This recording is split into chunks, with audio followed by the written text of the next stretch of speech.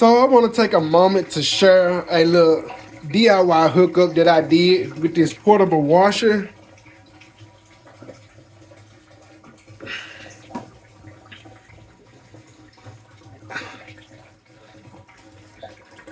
So I'm going to tell you what material I used to make this work and give you um, spec information that also help you know what to get. So if you have something like this and you're in a house and you don't have a standard washing machine and you would like to do something like this as a single person, small family, or whatever the case, that this setup might suit you, I'm going to show you what I did. So starting at the supply valves, as you see that those are two clamps. Those two clamps that I use are 3/4 inch, I think, through 1 inch, 3/4 inch, 1-3/4 inch. I don't really know how to read those type of measurements, but I'm doing the best I can. So that'll be what you'll look for, that size. Now that hose that you see, the braided hose, that hose will be a 2 feet. It'll be a 2 feet, 1/3/8 inch OD, which is outer diameter, and 1 inch of inner diameter.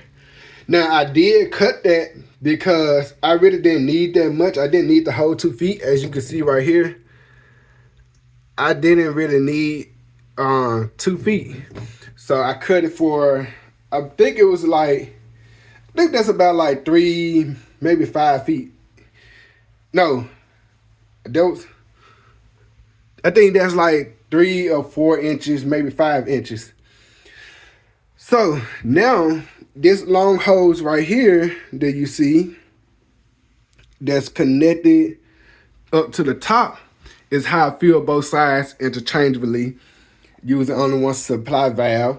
That hose will be 10 feet, 1 inch outer diameter, and 3/4 inch inner diameter. What else? Oh, and I did use a, let me take this off. I did use a hose adapter, which is basically like a water hose adapter, which is this baby right there. Now, that measurement is a 3/4 inch.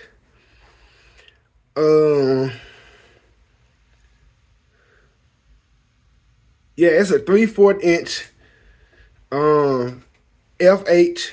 I don't know what the FH stands for, but 3/4 inch FH times 1/2 inch FIP. So it's a female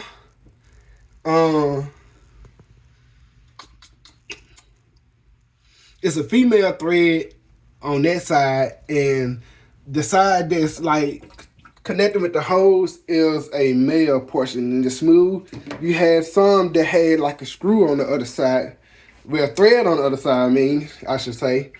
But that one, that particular one is smooth, so it allowed for that hose to slip onto it, and I used the clamps to secure it. Now, with this clamp is tighter than the other one, so that way it could be a very secure fit and no leaks. And I secured that one as tight as that it would go to that clamp, that hose adapter. Now, when you're operating it, you do have to do it manually. And you have to be cautious with how high do you turn that valve, how much you turn that valve, because too much PSI going through the hose can potentially cause that right there to pop out. And you don't want that to happen.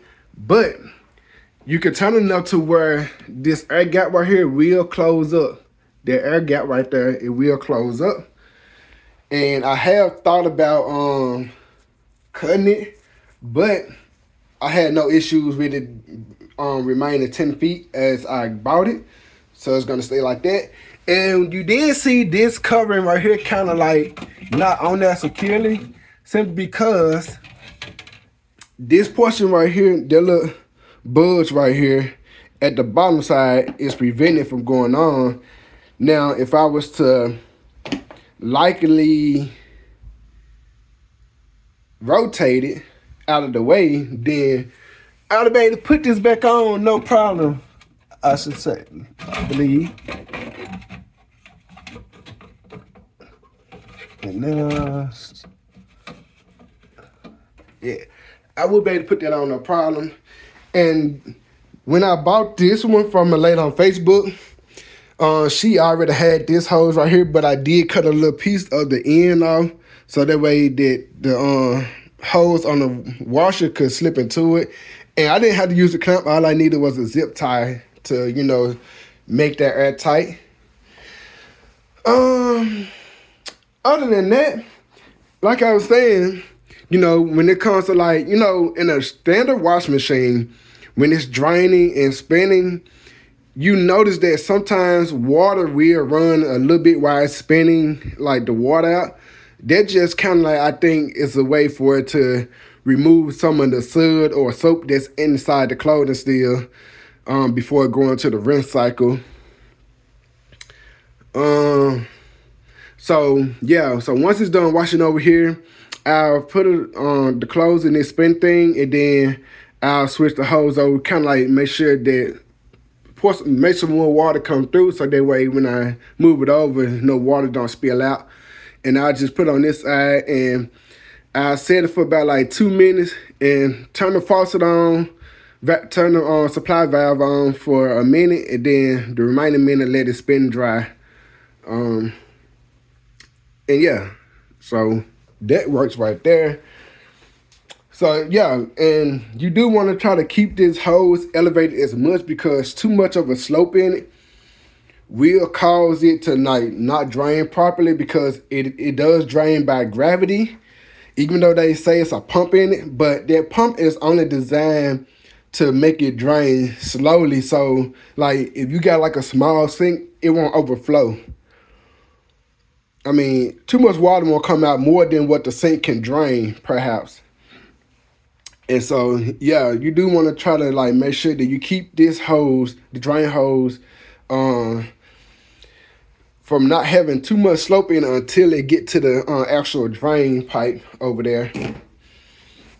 So with that being said, you might be wondering what this black stuff is. It was the lady that had it.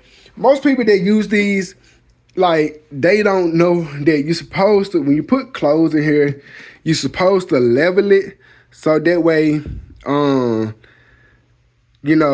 it could spin evenly, because uneven loading inside of here would cause it to knock, and shake very hard, and that will cause it to develop that right there, and a little scratch hole right there as well, which I tried to cover up so no water won't spill on that side. At least that side I don't too much care for.